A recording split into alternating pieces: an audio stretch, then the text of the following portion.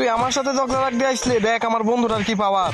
আরে একা পায়ে লোকটারে মারতাছে, তাড়াতাড়ি পুলিশ স্টেশনে ফোন দেই। নাম্বারটা কোথায় গেল? স্যার কয়টা গুন্ডা বাজারে একটা লোকটারে অনেক পিটাইতাছে।